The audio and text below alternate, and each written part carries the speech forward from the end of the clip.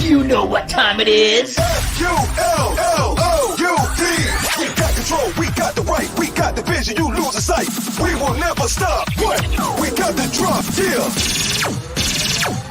What time is it? Full. We're live in 5, 6, 7, 8.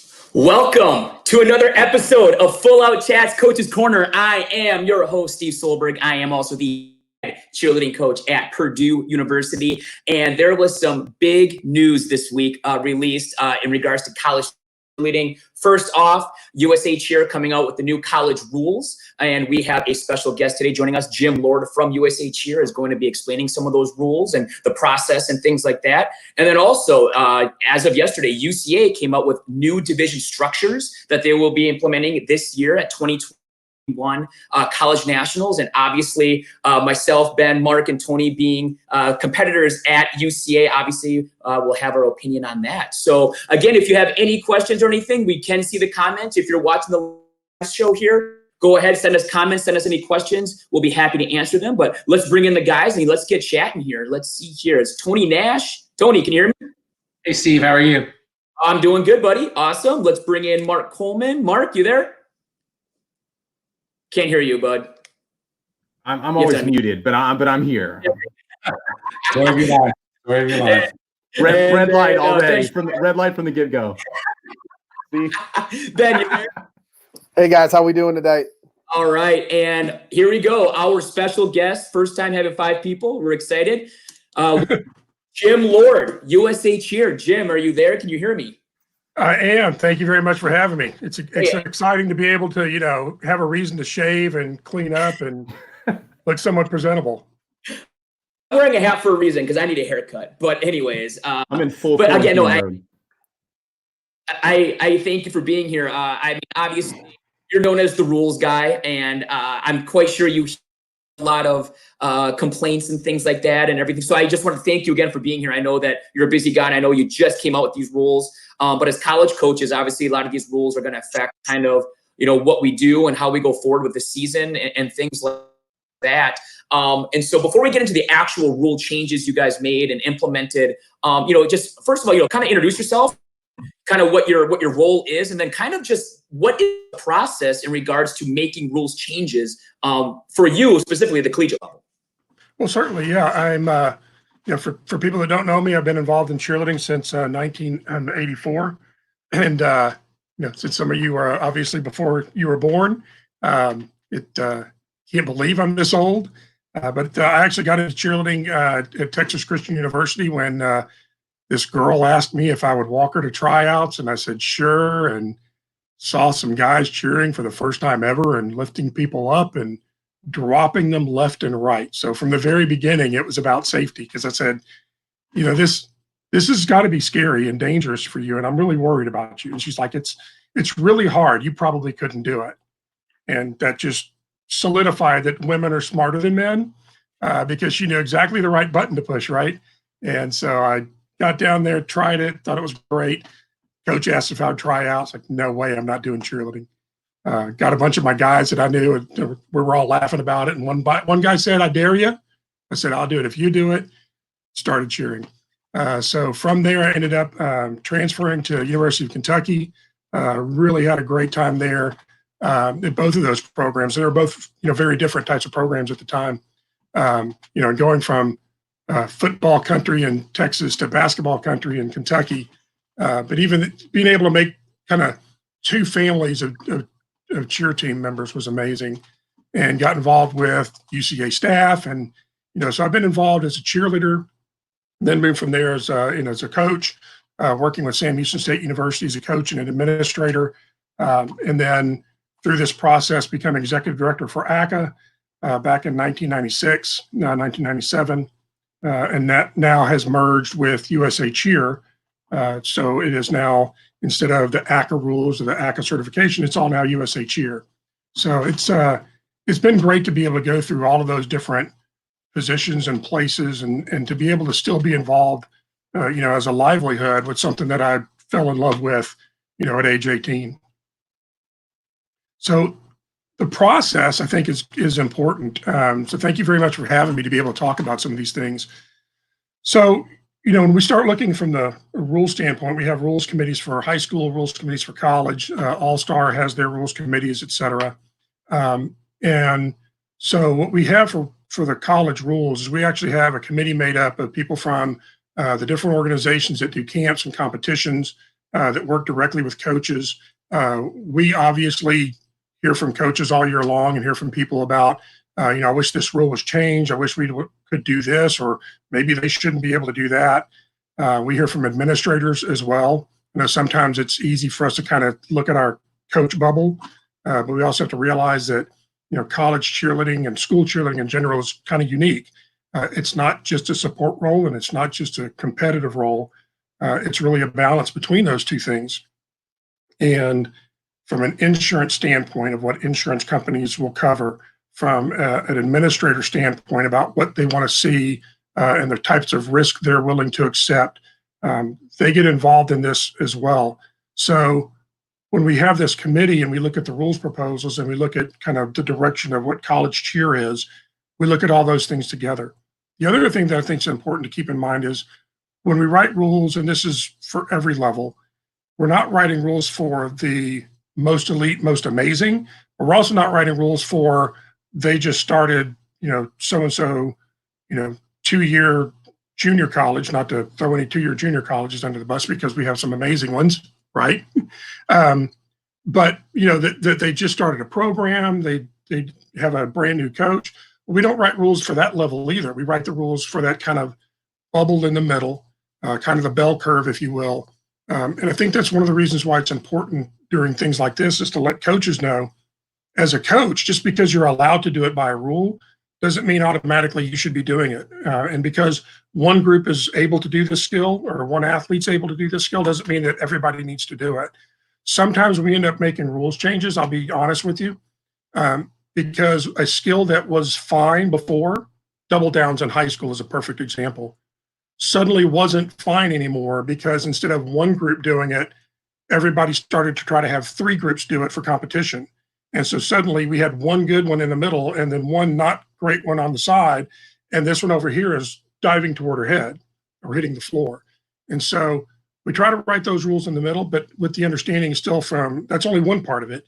As a coach, you have to make sure that you're only following the skills that your kids are able to do.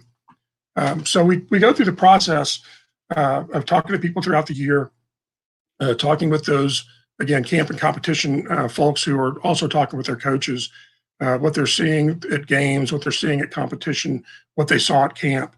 And we look at those and bring those in as proposals. We also, this past year, just started to put a proposal out where the public can put in rules proposals as well. And it's everything from we shouldn't be doing this rule should go away, or we should be doing this, we'd like to add these things, or even what's just as important is we think this wording is better so that it's more understandable about what's allowed or what's not allowed. We need a clarification. So on the site, I know you're going to show that in a little bit. There's a place where you can download the rules, but there's also a place where you can click to submit a proposal. And when you do that, I think it's really important to make sure everybody understands it's better for us as a committee to be very clear about exactly what you want that rule to say, not just we think we should do something or we don't like that, we whatever. Well, that's not a proposal that is easy for us to understand what you want. We'd rather have it written specifically in D3A, delete this word, add this word, or add this new rule allowing or prohibiting, and then the rationale for it. So we go through that process. Again, we look at all of those things. We look at athlete safety, obviously, is number one, and making sure that, is this a rule change that would increase risk or decrease risk? And if it increases risk, again, it could start as a really low level of risk, and then it might increase it a little bit, but it's still within everything else that we allow. So just because something increases risk from here to here doesn't mean that we won't allow it just because it increases risk. It's, again, in that overall picture of things, is this something that is a concern, or does it decrease risk, or is there a way that we can allow something that might increase risk, but put additional constraints on it, like add a spotter, add 2 spotters, or only allow it to a certain level, see how that goes. I think rules generally are slow to progress, and that's probably good because you want to see what effect that had. We always look back from previous years and say, here are the rules changes that we made. What did it do? Did it do what we wanted it to do? And I think if you look back over the last 10 years or so, we have information up on usacheer.org, which has been amazing that the catastrophic injuries in cheer have dropped tremendously. It went from 8, 9, and 10, 12, 15 years ago to where the last 3 or 4 years we've had 0 or 1. And a lot of that, I mean, it's a combination. I don't want to say it's rules because it's partially rules. It's the rules changes that we put in place. It's things like taking some of the things off the hardwood. It's things like, restricting certain skills, but it's also goes back to, from a coaching standpoint, coaching awareness, the athletes making sure that they're, doing things the right way. I think when you put all those things together, the camp companies creating the safety awareness programs at camps, all of those things have come together to make cheerleading something that we can really be proud of from a safety standpoint. And I think sometimes that gets lost. And what are we trying to do? Well, first, it's about the athlete. And I think that the result of those changes has been great. We also look at, can we allow some, again, do we need to restrict some things, but can we allow some things? Things that 5 years ago were a concern, or 10 years ago were a concern, may not be as much of a concern now because people are better at doing something, or there's a new technique that someone came up with that allows it to be done safer, or just coaches and athletes get better, which is true in every sport. The things that we did at Kentucky in 1990 are nowhere near what things people are doing now. And so the things that we allow now, had we allowed them at Kentucky or in those years, there are teams that were great that could do them, but for the most part, most teams would not have been able to do those things safely. But we move now, and people have gotten better. Skills have been, have improved. Techniques improved. Athletes are just better. And so, what can we allow now that we didn't allow before? That, again, looking under that kind of bubble of what level of safety, can we put in place? Can we now allow that? So we have, in fact, for this year's changes, there are several things that we allow that we didn't allow before, and then there are other things that we put in restrictions in place. So it kind of crosses both of those. All right, so again, we're here with Jim Lord with USA Cheer, talking about the process of how new rules are brought up and kind of the reasoning behind it and things like that. So I actually have the new rules here popped up, and I do know that one of the first things that Ben wanted to talk about was just kind of the hand-in-hand with no spotter. So yeah, Ben, if you want to just go ahead and ask that question and kind of talk about what you wanted with that. Thanks, Steve.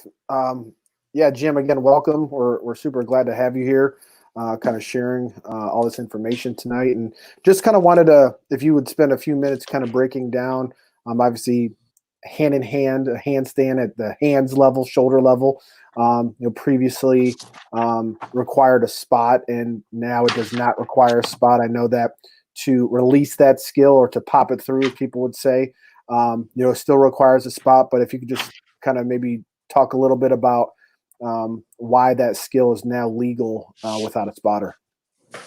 Sure. And I do want to be clear, I can't speak for everybody on the committee, and that's true for any committee. It's well, why did the committee do this, or why did the committee do that? The committee is a bunch of people, so I can't speak for specifically why something happened. But I will say, if you look in general, we also did something I want to make sure I point out is in the rules on partner stunts, we moved all the inversions together, all the handstand stuff together, because it was in different places. So if you look at that, you can, if you release to a handstand, that has to have, any release to inversion still has to have a spotter. Release to handstand has to have a spotter on it. It's allowed. If you release the hands and catch that handstand for the spotter, once you're there, the new rule says the spotter is not required just for a handstand at prep level. It is still required for extended level. So if I Purdue through to handstand, or twist up this way, whichever way I get to it, or from shoulders, grab hands and come to it, that no longer requires a spotter. And I think, again, kind of going back to what I talked about before, as we progress through skills and through years, we have certain restrictions. There are certain things in place from a spotting standpoint that are there that as you look at it, you say, is that still needed? Is that still necessary? Can we allow this or this at this level? And so I think what it does show is there's a progression there. If you are just holding the handstand at prep level, doesn't require a spotter. And again, for me, just from a technique standpoint, if that comes down with a twist off the front, or she comes back off the back and in a controlled manner.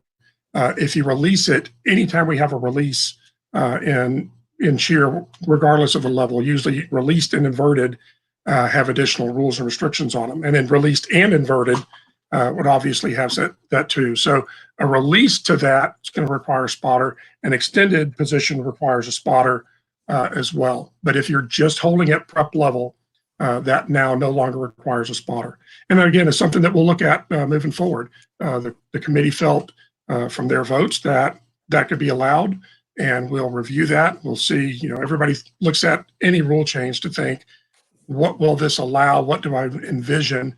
Again, knowing what we know, like it being people on the committee that have been involved in this for a long time, and we'll see if it needs to be changed back or if it works out fine, which we wouldn't have made the change if we didn't think it would work out fine. So I think that's kind of the reasoning for that particular skill. But making sure people understand, it doesn't mean any inversion at shoulders. It just means when you are inverted at shoulder level in that handstand position, you don't need a spot. And just to clarify, that's for grass, turf, rubberized track. That still would be illegal skill on a basketball court, correct? It's the release. Yeah, the release inversions and releases from inversions are illegal on the basketball court. That's back in the surface restrictions. Okay. Yeah. Thanks. So yeah, so the general, there's always the, A, B, C, D, and E, and F, and all those things that are, here's the rule. And then once you get to a basketball court, and even in the basketball court, or volleyball court, there are specific situations, and it's really important to look at those and understand them. It's one of the most difficult sections to write in the rules to try to make sure that we get across, here's what we mean, and here's where it is, and this is allowed only on this and this and this. But once you get to that surface, again, releases, inversions, and then surface becomes the other one as far as, things that we look at. And in a basketball situation, especially at the college level, it's not just, in addition to the safety issue of the surface, it's also the fact that in basketball, we're on the playing surface for the game. So even if a twisted ankle happens, that now affects the game. We could end up winning with 3 timeouts on national television because I had a cheerleader who twisted an ankle coming down from a dismount. And so when you look at the things that are restricted, you can kind of see why those things are restricted. They're the type of things in general that if they come down, they could be twisting while they come down, or they could be in a little bit less control. I see here another one is restricts released mounts to 2 1/4 twists. So the Moorhead triple ups are a one and done thing. We are not going to be. Congratulations. It was one of Mark's dreams, I think, to have a rule based off something they did. So congratulations, Mark, you did it. Not gonna lie, that was on my coaching bucket list. Yeah. So check that. Yeah, I was hoping at some point I would have a rule named after me, but it never made it that far. So congratulations. We can call it the Moorhead rule if we like. I'll go with that. I do think that, Mark, and I'll go ahead and, I'm not going to one up you, but then 2008 Moorhead doing the 7 back handspring full ups without spots. So that was definitely called the Moorhead rule for a while, and then it was also called the Lord rule when it became illegal. So yeah, This can be the Moorhead rule part 2, or it could be the We can have rule 1 is the Moorhead Nash rule, and then number 2 can be the Moorhead Coleman rule. I mean, that's fine. It kind of like to do gymnastics. Right. It gets named after you. Right. Yeah. One of the things that I did notice, Jim, is on under stunts here allows where is it? Oh yeah, allow an additional half twist in flips. So now allowing a full twist when flipping. So a twisting rewind is now legal. Can you just talk about kind of, I guess, the reasoning for that? Is it to keep up with the ICU rules? Because as we kind of discussed beforehand, like internationally, that is a legal skill and has been for quite a while. Can you kind of just talk about that process for that rule? Well, yeah, and again, it kind of falls in line with some of the other things I've been talking about. We've looked at that as a rule change for a couple of years.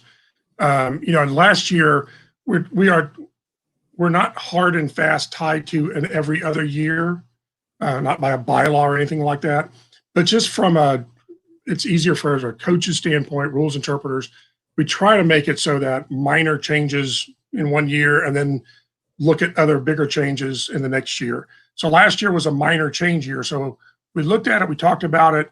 It was something that we'd considered, but it wasn't something we would have even voted on last year. But I know we've looked at that now for a couple of years. And it just, as it comes up this year, it was one of those things where we'd allowed a half. I think that similar to, in high school, we have level 4, 5, and 6, even 7 all-star to kind of look at some of the skills they're doing, and even for college, some of the skills that they're doing to see if it's something that we think could be okay if attempted. And this is one I think that, college doesn't have a lot of those types of things where we can look at another level to see what are they doing that as a committee, again, or as an individual on the committee, I look at that and make the decision that I think that that's going to be okay for college. And so I think the ICU doing that definitely helps. It made it where we have a visual, we have something we can actually see.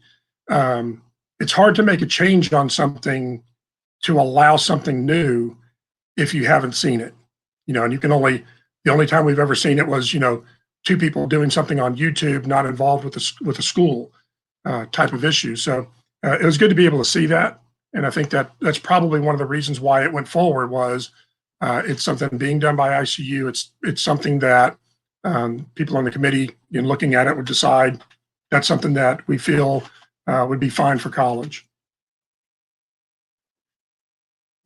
Tony, I know that we chatted a little bit earlier. You want to kind of just talk about, just the timing of the rules and everything like that? Yeah, absolutely. First of all, thank you, Jim, for joining us. I can speak on behalf of all of us on here that none of us envy your job. I know that's always the hard thing to be able to enforce all those rules and to keep up with everybody and what they're doing. So, no, thank you. God bless you. I appreciate it. I do Again, not the thing I thought that I would be doing, when I'm, at Kentucky trying to make up the next new thing. Yeah, absolutely. So one thing that I wanted to ask obviously with the pandemic that we're going through currently in our country or across the world, I think that accessibility to, our camps and instructors and things that we would normally teach during the summer, where we would teach a lot of these rule changes and those types of things may look different now. Do you feel that USA Cheer has something in place to, help educate and train coaches that either 1, aren't able to go to camp, 2, aren't, allowed, just for the general public? Right. Yeah, that actually, that came up in our committee discussions, was knowing what we know now, which, again, this was, done this last, I was going to say a week. Is it a week? The time is entirely different these days. But yeah, it was on the 23rd, I believe. So just a week or so ago. So we were making these with the knowledge of what's likely going to happen from a training standpoint in the summer. And so we did go back and kind of look at each of these changes to see, are there things in here that we are really concerned about from a technique standpoint of someone doing something that's brand new, that's never been done before. And as we looked down, there were a couple things that I think do require additional training. but for the most part, there are additions to things that people are already doing. And I think an easy example of that is we removed the basket toss load from allowing flips into pyramids. So before you could, elevator load into a pyramid. Well, now you can turn your hands over and basket into the pyramid. So that I don't think needs a whole lot of additional training as to what that does. In fact, it probably provides a little more stability instead of having, two hands moving. So we kind of looked through those and made that decision that there was nothing in here that we felt warranted not doing. And we even had, the idea of whether we needed to just not make any changes at all because of that, just move the season forward. And we felt that that wouldn't really be fair to do that either with their, from both sides. If there's a safety concern from the athlete standpoint, we need to address that. And if there are things that we can allow, we don't want to not allow them just because we felt that it'd just be easier not to. So with that in mind, I think that does bring up the point that as a coach, regardless of what you're doing, whether it's a new skill or skills that have already been legal, is you need to make sure that you're only teaching skills and things that you're qualified to teach, that you know the technique on, and that if you don't know the technique on it, go find it. Whether it's go to the training camp company or to another coach that's doing them, whether it is going to bringing somebody in to work with your team, or you going to watch somebody else's practice and learn how to do that and then come back. The coaching level has to always be at the level where you're training your kids. And so that's number one, is as a coach, if you're not ready to teach it, don't teach it. If they're not ready to do it, don't do it. The crazy thing is if everybody did that, guess how many rules we would have? None. If you only taught skills that people were able to do and that you were qualified to teach, and nobody ever got out of their ability level and we didn't have injuries, then we wouldn't have to have the rules that we have in place. So that's number one. The second is knowing that we're going to be doing online rules training on all of the rules. This is something we were already going to put in place, and it's going to be even more important now to have these in place. We did this last year for high school rules, and I know it's college rules session, but for the high school rules, last year we had two different sets of rules. The National Federation of High Schools had their set of rules, and then USA Cheer had their set of rules. So we've done that for forever. We've been moving really close together. They've been nearly virtually identical.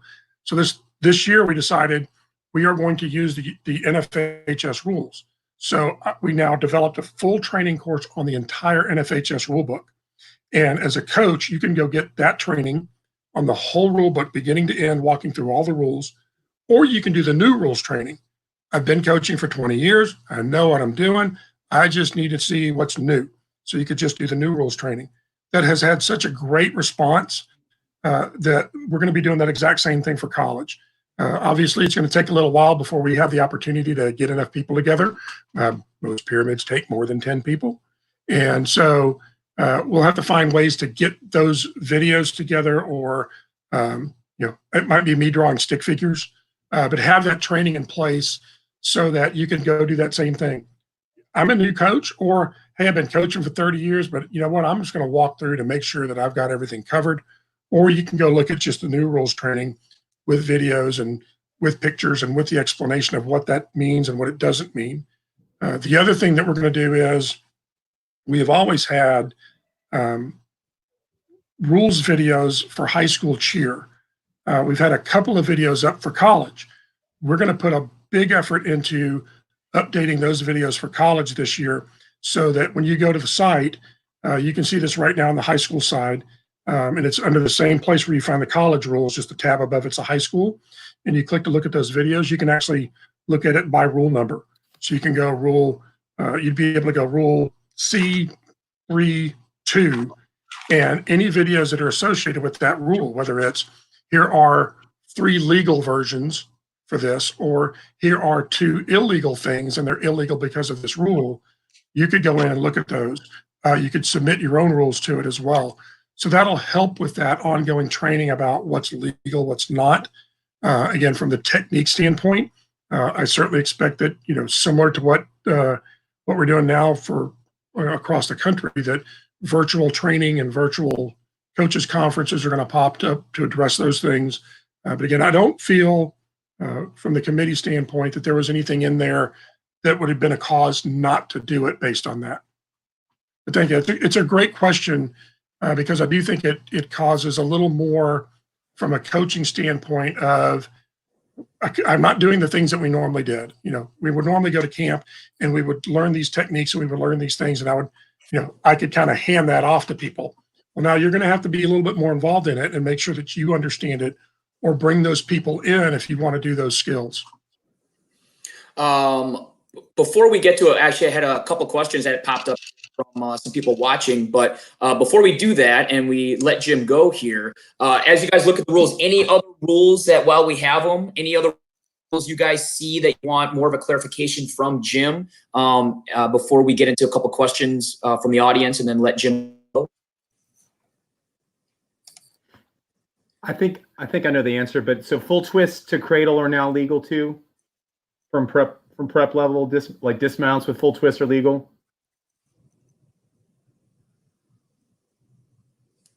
Are you talking about in flips? Yes, like it's because it says under the changes, half twists, allow an additional half twist in flips into and from stunts that allow a full twist.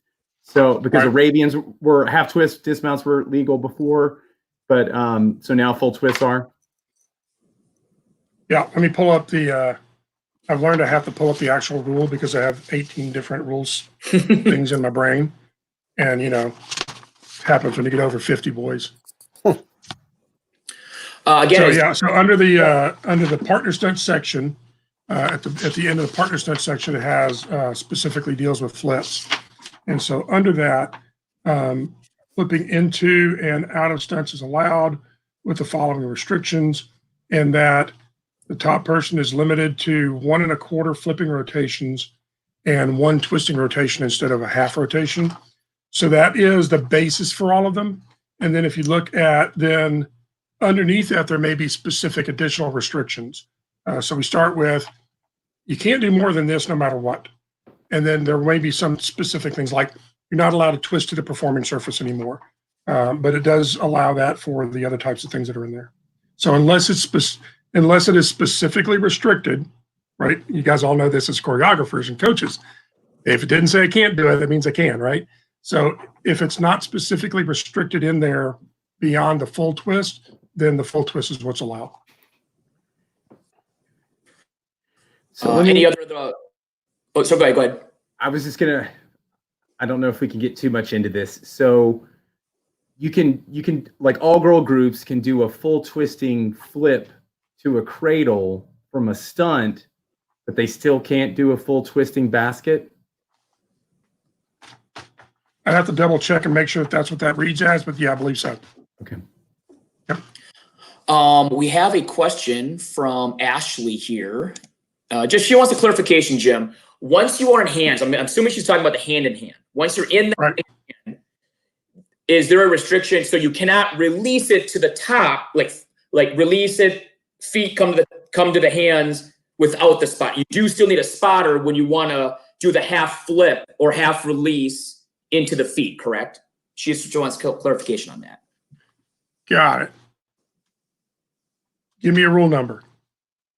That is the new, that would be D6. Requires spot only on extended and not at shoulder level, but that doesn't include actually releasing and having the feet come down and catching the feet, correct? You still need a spotter if you want to catch the feet, correct? Yeah, so 6 specifically deals with the extended handstand position. So releasing from a handstand position. Yeah, so if you look at D5, released load ends from a handstand position. Nope, that's a load in.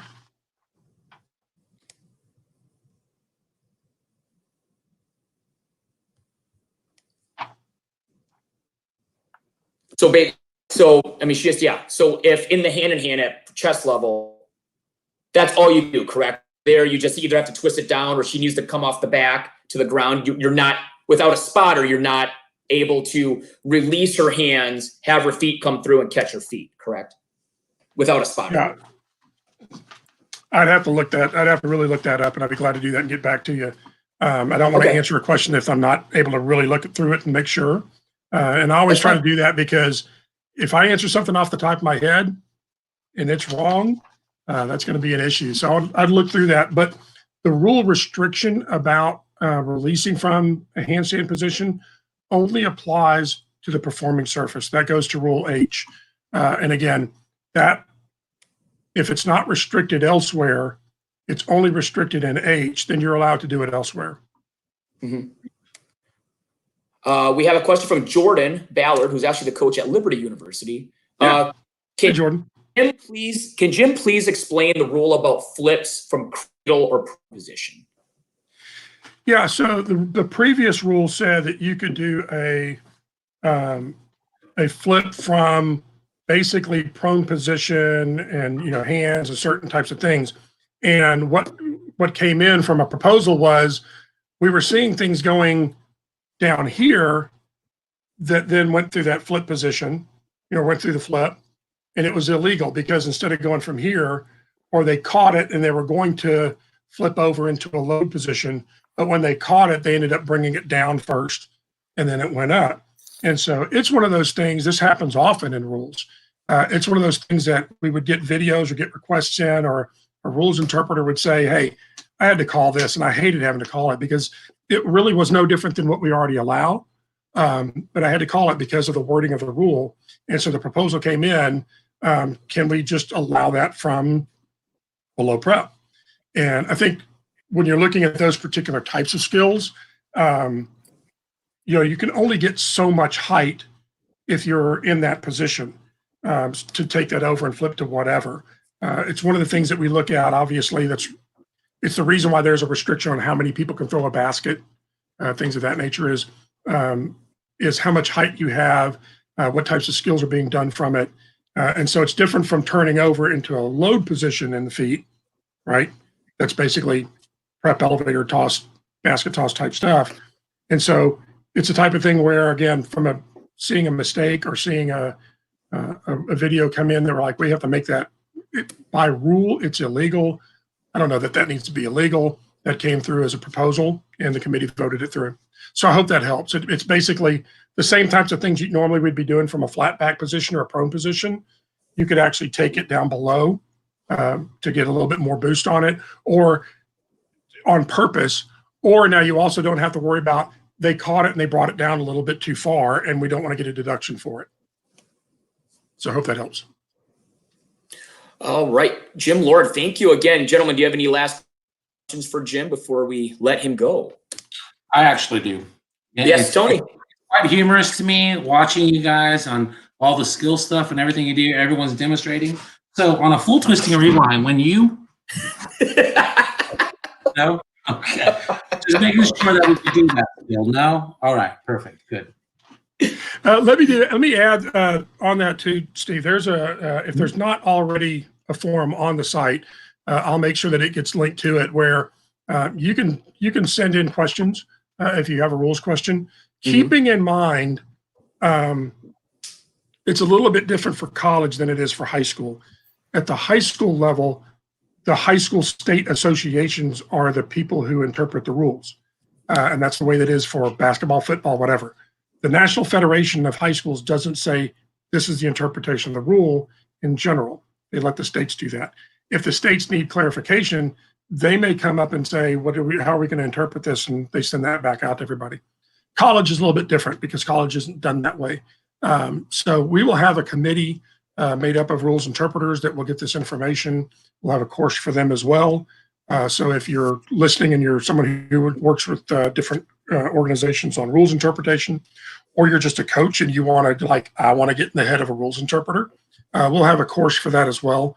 But they'll be getting these updates too, so that as questions come in for that particular question, the one that's specifically about releasing from hands to extension, does it require a spotter? Reply back. I'll give you a reply back, especially if it's something that, this is a good question. We haven't thought about this. How do we want to interpret this? That's the type of thing that would go back out to the rules interpreters. And it's the type of thing that we would either post or get a video of so that as a coach, you know that as well. One of the things we don't want to have happen is, Tony emails me and says, "Hey, can we do this?" And Ben's like, "I just read the rules and it says we can't do that." And because of the placement of a comma or whatever it is, I reply back to Tony and say, "Yep, Tony, that's fine." And Ben, if we'd have known that was legal, we'd have thrown that. So we're not gonna share the video of your brand new pyramid that nobody's seen before. Yeah, we were going to do triple ups this year, but I thought they were illegal. Yeah. Well, that's because you asked Mark, and Mark said, "Yeah, no, they're illegal. You guys could not do those at all." But definitely, we'll have a place where people can send those in because it's good. It's good for us. Obviously, as a rules committee, we know what we intend. We know what we think. Rules get rewritten all the time because I explain it the way that I think I need to explain it, and you heard it in an entirely different way. And so there might be a better way to word that, or make sure that everybody does understand the interpretation. Once again, Jim Lord, thank you again. If you are a college coach and you have any suggestions of rules that should be added and or taken out, you go to usacheer.org, and right here at the bottom, you can see it says submit rules proposals for 21-22. And there you go. You can actually just submit on your own any types of rule changes that you may want. Jim, you may be getting a lot of them now because maybe people didn't know that. So I apologize. Sure. But Jim, thank you. And again, if you do get that clarification on the hand-in-hand, just send it my way. You have my email or whatever, or you can jump back on. And if you do get that answer. Yeah, you know what? Actually, I do want to address something. I know there's a question about hearing the data on certain types of rule changes. Keep in mind that from a data standpoint, we have limited data across the board on this, and this is true for all rules committees.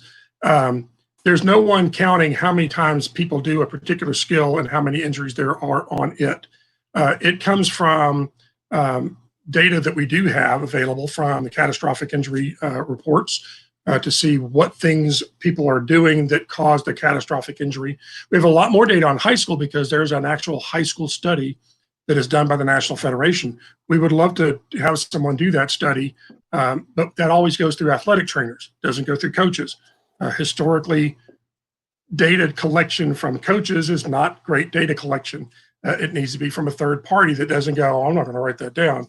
It needs to be from a third party. And when we do from third party, we also then have the issue of, does that third party understand the difference between a base, a top, a middle, a tumbling skill? What, oh, they were doing an Arab, how do you spell arabesque?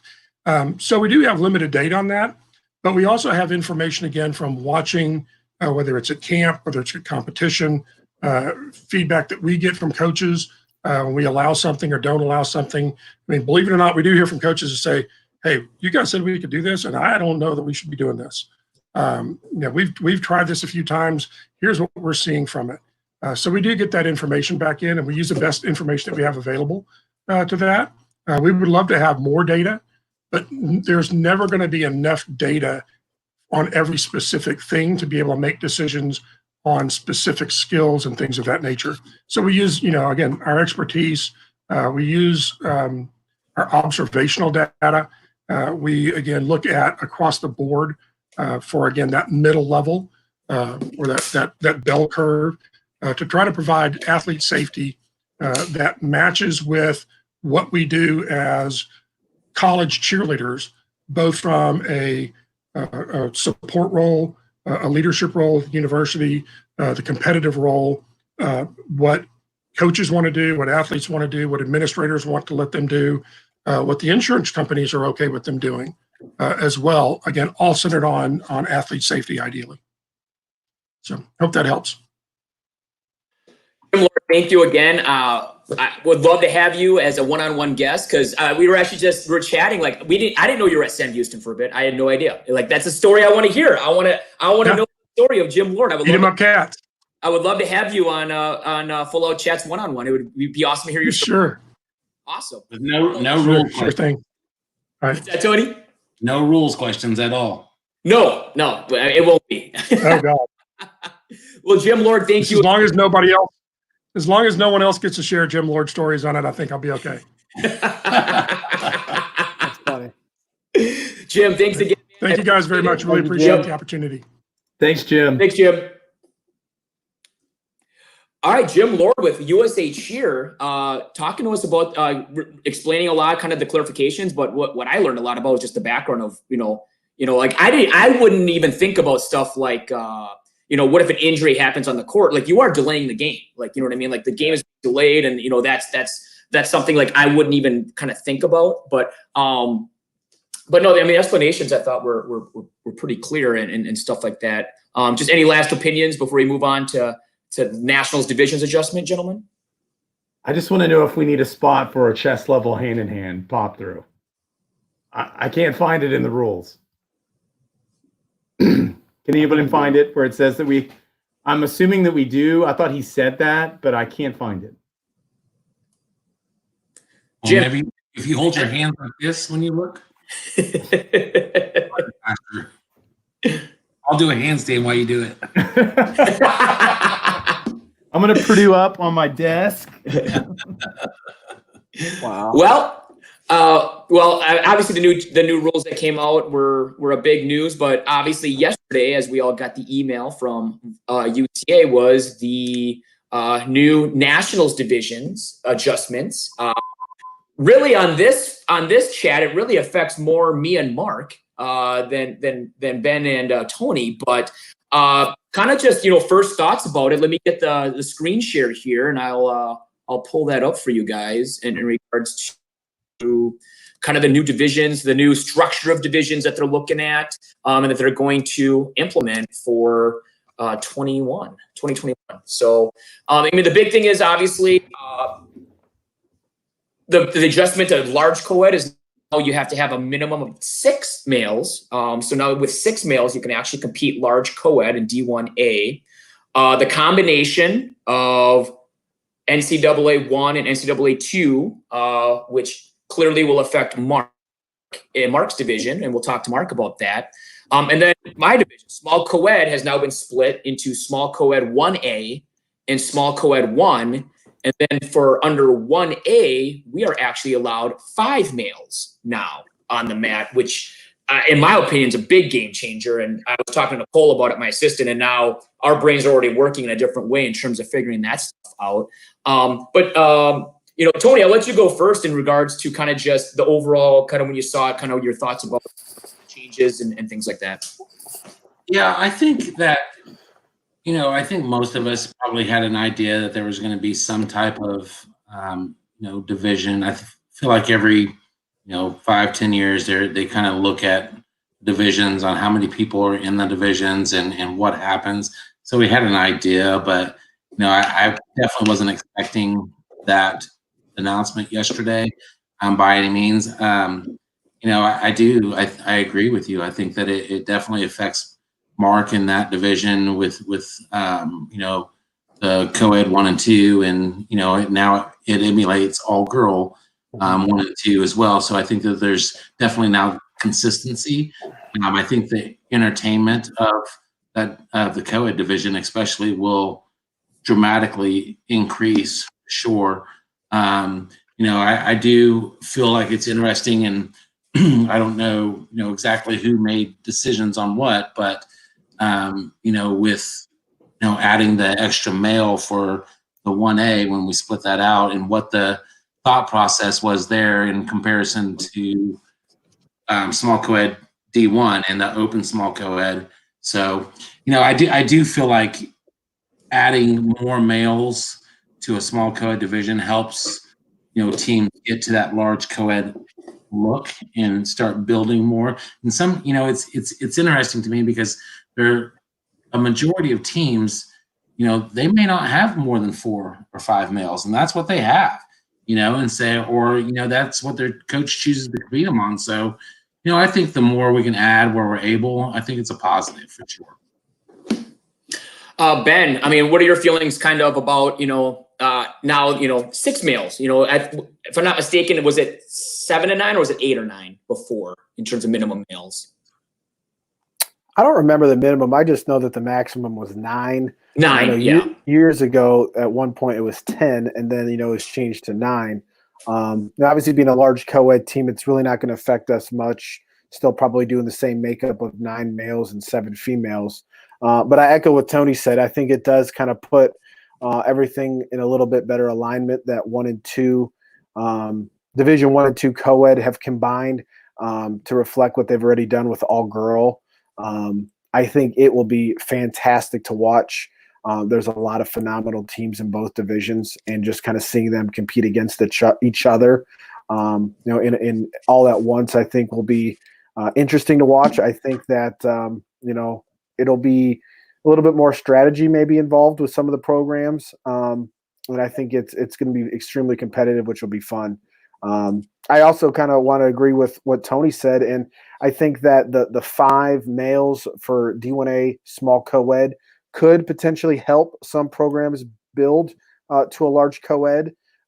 If they're able to do that, I do think there's other factors involved, with some programs, such as yours, Steve, that, if financing was unlimited, I'm sure you would love to compete, large co-ed and all girl, but sometimes those things are restricted. But I do think that it will provide a different look, having that extra male out there. It'll be interesting to see how people make up their routines and how their specifically like stunts, how many co-ed elites, how many all girl elites, what kind of variation is going to be there. So that will be fun to watch.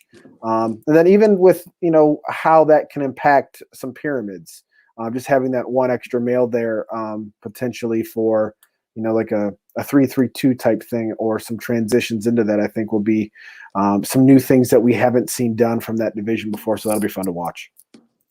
I kind of have a surprise for you guys. We have a 5th guest that's going to join us and talk to us a little bit here. So Ben's welcome, mom?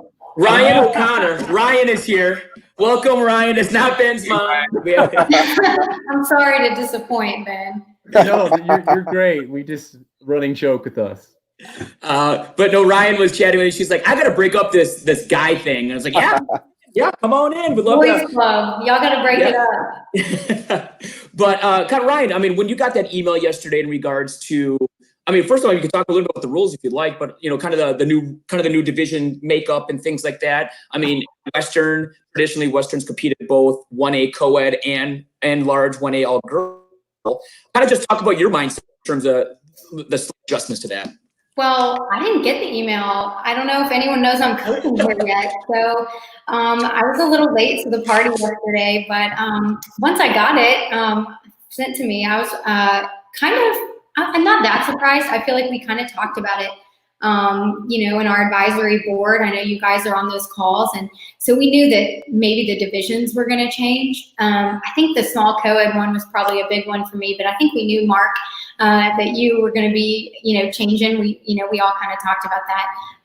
I just didn't expect it to happen, like in the midst of all this, and to have no talk. I think before, I hoped we would have gotten together and, maybe coaches would have had a little heads up or something. But I guess, I'm just as surprised as you guys. I'm excited to watch that co-ed division, and excited to see what happens in small co-ed too. I agree. I'll talk real quick about the small co-ed, because I'm really excited to hear what Mark has to say about now going to compete against West Georgia in both divisions, which I think is going to be awesome. It's going to be very fun to watch. When I got it, it jumped out at me. I kind of heard rumblings about the 1A1 split. Small co-ed's blown up. We've had anywhere from 18 to like 24 teams some years in regards to, what the size of the division. So I understood that. And, but the addition of a 5th male, that's what really kind of took me back. And I didn't even know that was really even being discussed. And so, I always say, I make the decision that's best for my program. And, I was talking to Ben about it earlier, and I have no problem talking about it right now and kind of getting in my soapbox. I saw a little bit of a Twitter battle between some people in regards to the split of small co-ed, and people calling it, people that are, sandbagging it and going small co-ed. And I'm just saying, small co-ed's a freaking hard division, man. It's a hard division to win. And if it's sandbagging and you think it's so easy, come on down and let's go. Try to win it. It's hard, And so I just had to get that off my chest, because I don't appreciate that. You know what I mean? Like, I'm doing what's best for my program. And, it's hard to win national championships. It's really hard to win national championships. And if it's so easy, then everybody will be a champion, but not everybody is. And so I just want to say, like, I'm making the best decisions for my program. It's always financial and it is skill. Like, I may some years have 10 or 12 guys. Doesn't mean I have 7 elites or 8 elites. It's just not realistic. I usually have about 4 or 5 elites. And so upping it up to 5 is definitely interesting. What are teams going to do in regards to an intermediate? What are teams going to do in terms of the elite? Are they going to do the traditional 4 co-ed with the all girl, or are they going to try to do the 5 co-ed elites? That's going to be some interesting stuff that I'll have to figure out in regards to small co-ed. I'm okay with the split. I think that, the 1A schools and the Division I schools should be competing against their own type of division, which I'm totally fine with. But yeah, I kind of saw that on Twitter and it kind of rubbed me the wrong way. And I just wanted to express my feelings about that. So That's with Steve. You can get boilered up. Yeah, let it out. I got a little boiled up there. I'm surprised you didn't have a sound effect for it. Ding, ding, ding. I could have Mark Coleman make me a sound effect real quick. I know. That's the real opportunity there. I mean, cheeranddancemusic.com is not very busy right now, so we can probably hook you up with some sound effects for the show. Nice shameless plug. I love it. And cheeranddancemusic.com did make our music, so thank you, Mark. I appreciate it. But what we've all been kind of waiting for and hoping for was the combination of Division I and II co-ed. And now Division II has been dominated by West Georgia for years. D has been dominated by Moorhead for years. And now the 2 top dogs are going to be going at it. Mark, kind of just talk about that. How do you feel about that? I'm super excited, man. I mean, if we're going to compete, you want to actually compete against the best teams available. And you want to, back in the 90s, Division I had a ton of teams. And through the years, it's kind of dwindled down. And here lately, we've been having 5 or 6 teams in a division. And, sometimes people are like, well, Moorhead didn't beat anybody, this year. And you can only compete against the teams that are in front of you. But I think adding a division, adding, even more great teams to our division is awesome. Obviously it makes everything more challenging. It makes everything more competitive. And I feel like that's why we compete. If you're really a true competitive person, you want to go against great teams. And what does that do? That pushes you to be better. That pushes your program to be better. And like you mentioned, my all-girl team's been battling with West Georgia all-girl for many years now. And it's done is elevated both of our programs to new heights. And so I expect the same thing to happen with co-ed. And I don't know if you guys know, I got a message on Instagram yesterday. Delaware's coming back to Division I, well, the new Division I. And so they're going to be back too. So it's going to be a dogfight. It's going to be exciting. I think it's going to be a truly competitive division. And it's going to be, West Georgia has a very proud, successful program. Moorhead has a very successful, proud program. Don't sleep on Puerto Rico Bayamon. They've been nipping, an international program that's been, very good and gaining ground over the years. And then there's a lot of teams. Eastern Kentucky's on the rise. And so, Delaware, I'm sure will be back with a vengeance. And so I think it's going to be a super exciting division. And it just kind of makes sense, not that cheerleading has like the regional or conference rivalries so much like other sports do, but we have our division rivalries. And since we've had that with West Georgia and all girl, it really kind of makes sense to have it in co-ed too. And so I'm excited. I'm hoping that the pandemic all comes to a close sooner as opposed to later, so we can get back to work and get back to the grind, because I'm super excited. I mean, does it motivate me really that much more? No, because I feel like my motivation's a 10 or 11 anyway. And you can't push the pedal to the floor more than maximum, but it's just going to make everything that more meaningful and that more special. It's always special to compete, and it's always special for the athletes to win a national title, but to truly battle against great programs just makes it more special. So I'm super excited. I think we all knew that it needed to happen. And so I'm looking forward to it. Well, I think that Mark said that very well, especially, everyone, I think initially, even just on the talk that I've had with people in the industry, it's West Georgia and Moorhead competing against each other now. And he's right. West Georgia and Moorhead, and Puerto Rico and Eastern Kentucky and Delaware now. That's going to be a good division. There's a lot of good teams in that division, so that's going to be exciting to watch for sure. It's going to be so much deeper now, and not that the divisions were weak, or not that deep, but again, you can only compete against who's in your division, but to have 9, 10, or 11 teams in a division is so much more, I think, prestigious, competitive, and it seems much more like a nationals, like a true nationals. So I think it was a great choice by UCA. I think it was something that we all knew was kind of brewing and on the horizon. I'm very excited for it, and I'm gonna love to see. Sorry, I'm gonna love to see if the random order has you guys going back to back, you and West Georgia. I'm gonna throw that out there. But I know there's a lot of good teams, but the random order, if it has it like that, that'll be exciting. I will tell you this, and this is a funny story from a few years ago. I'm hoping that UCA kind of fixes the scheduling nightmare that is the Saturday for a lot of people, because I know West Georgia's had this issue, Eastern Kentucky, Delaware, us, all the teams that have all-girl and co-ed teams competing. Like last year, and this has happened the past 2 years, my co-ed team was competing while all-girl was in awards. So I'm hoping some of this is straightened out.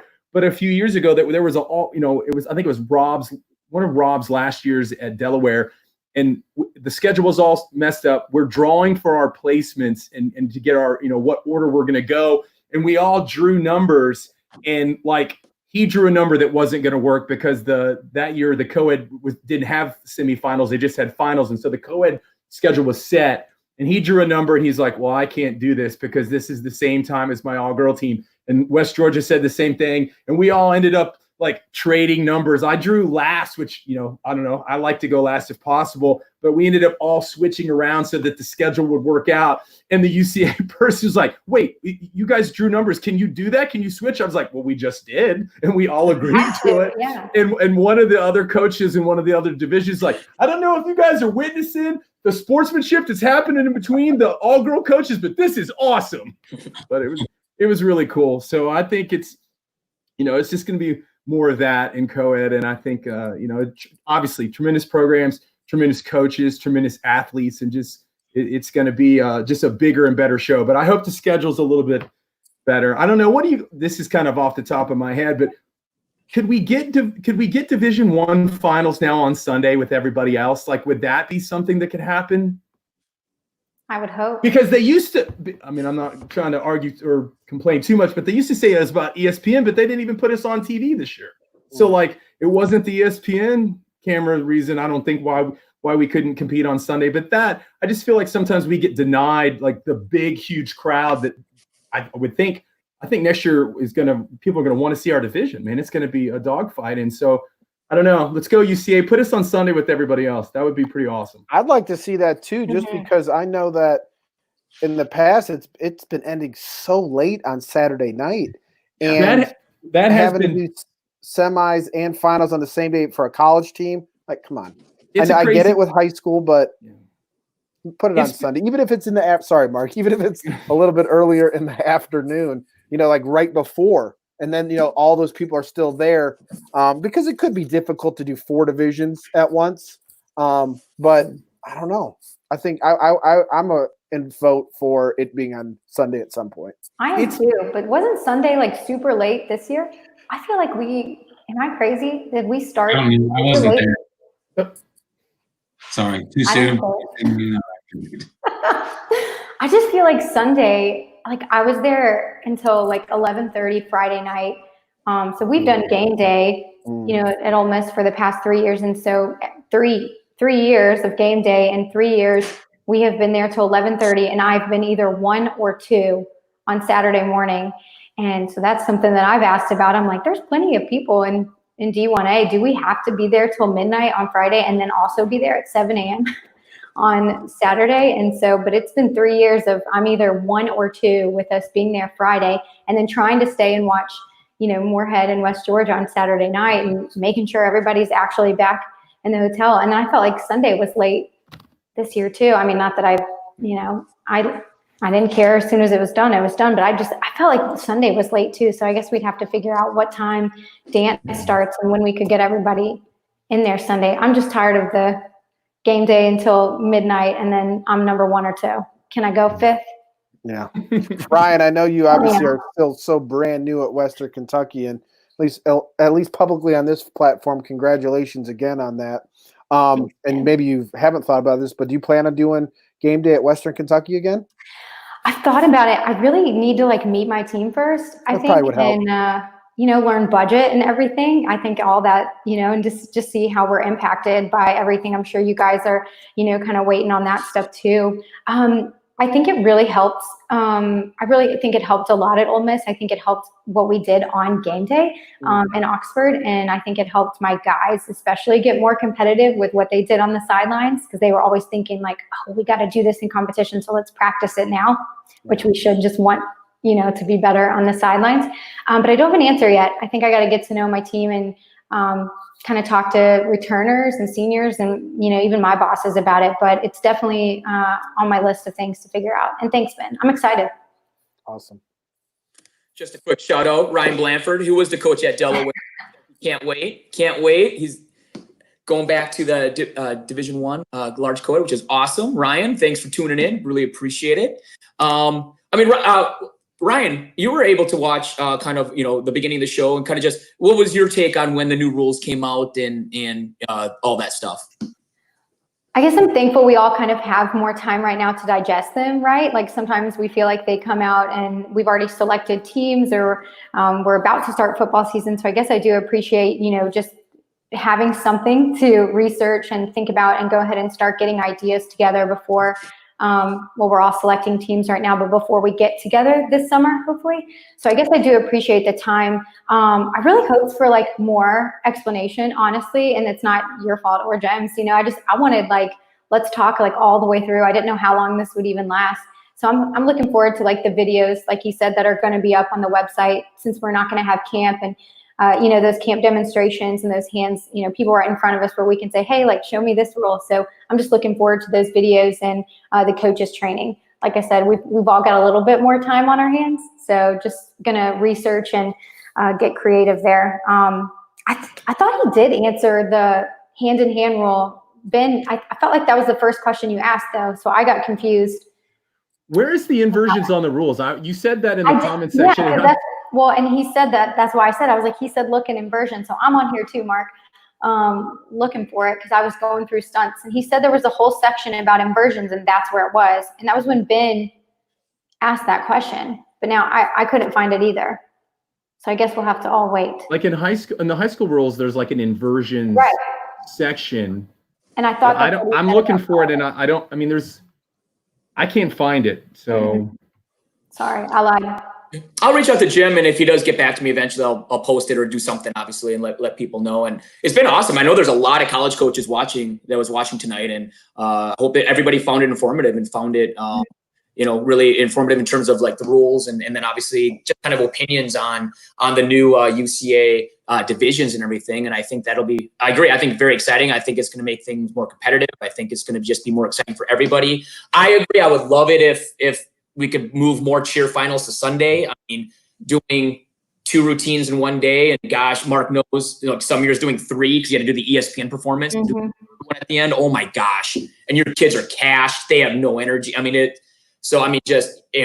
on, I agree. If we could somehow do something on Sunday, I think that'd be really cool also. And it would give me an opportunity to watch Moorhead and stuff. Like same with mine. Like I'm competing Saturday, so I never get to watch Moorhead. I don't get to see Division 1A, semis usually. I usually get to watch finals, but it would be nice to be able to watch more teams on Sunday. So now, of like Sunday, right? Like, doesn't everyone like saying like, oh, like making it to day 2? Like, I know when I was coaching at UAB, like we were done, Saturday, and so when I did take the Ole Miss job, like I was just like, man, I want to get to Sunday. I want to compete on Sunday, because that was, as an athlete, like I loved, competing on Sunday. So I, like you said, Mark, just feeling like I think a little bit more prestigious, like having, getting to say Sunday, you're getting to compete.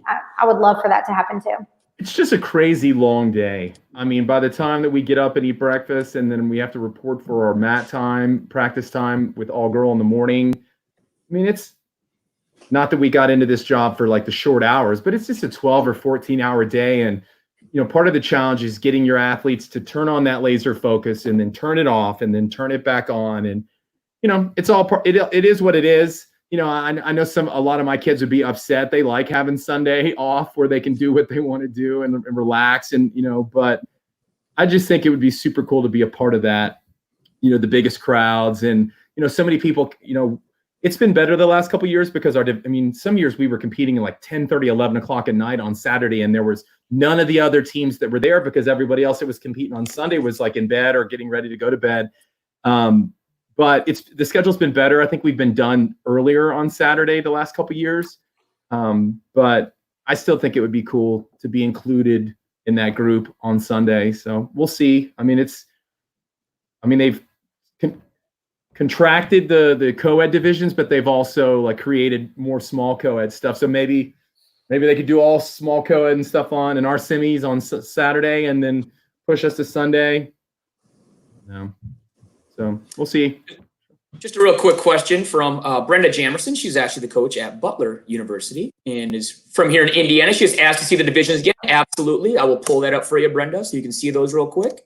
Again, those are the new structures, the new divisions. Again, the big changes were in large co-ed. Division 1A is now a minimum of 6 males. Now you can have 6 males competing in 1A co-ed. For Division 1 co-ed and all-girl, they've combined in 1 and 2. So it was nice to talk to Mark about having to compete against West Georgia in both.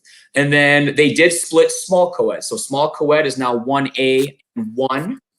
And in 1A small co-ed, you are allowed up to 5 males in Division 1A co-ed.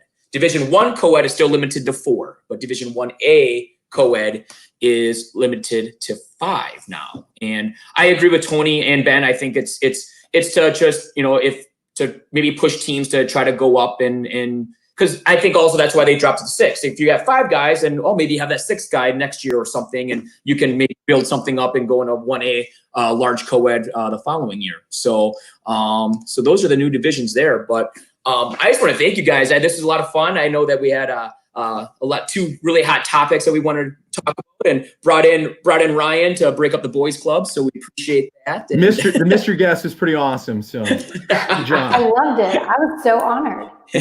I was absolutely. Any college coaches out there ever want to join in? Send me an email, shoot me a message. I love to hear because we all have our own opinions. We all have our own different divisions we're in, different schools, different backgrounds. But ultimately, what I love about college and college coaches is I can't explain it enough in terms of just the college atmosphere is just different. It's just different than anything you can do. It's different from All-Star. It's different from high school. And I'm not knocking those. It's just a different feel. And, in college coaches, we just have this, I feel like a really cool bond. I just think that college coaches really do. And I know Tony talked about it. And one thing I've always really respected about Tony is he super knowledgeable, but he has no problem sharing that knowledge. And I think that a lot of us have no problem sharing that knowledge. Maybe not all of everything, but sharing a lot of the knowledge and things like that. And so that's why this show has been in terms of just sharing our opinion and knowledge. So I appreciate you guys. Thanks, Steve. Well, everybody, that is our Coach's Corner episode. Again, a special thanks to Jim Lord at USA Cheer for joining us and for explaining the rules, explaining the process of the rules and how it comes about. Thank you for Ryan O'Connor for joining us from Western Kentucky to talk about the new UCA divisions, and talk about the new rules and things like that. We'll be back next week. If you have any suggestions on anything you'd like us to talk about, I will try to get more people also to join us. No, I love that we have. I love it. It's great. Anything you want in terms of enroll to cheerleading or college cheerleading, whatever, we're happy to talk about it. So feel free to shoot me any types of messages of anything that you would like us to talk about, and we'll be happy to do that. So again, everybody, I hope that everybody had a great time. I hope you enjoyed the show. And all I can say is stay healthy, stay safe. We're getting through this together, everybody. Have a great day.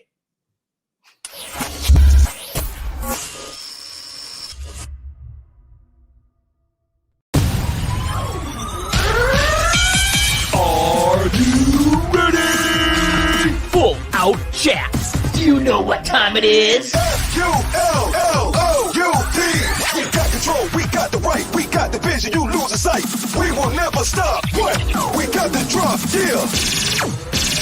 What time is it? Full. We're live in 5, 6, 7, 8.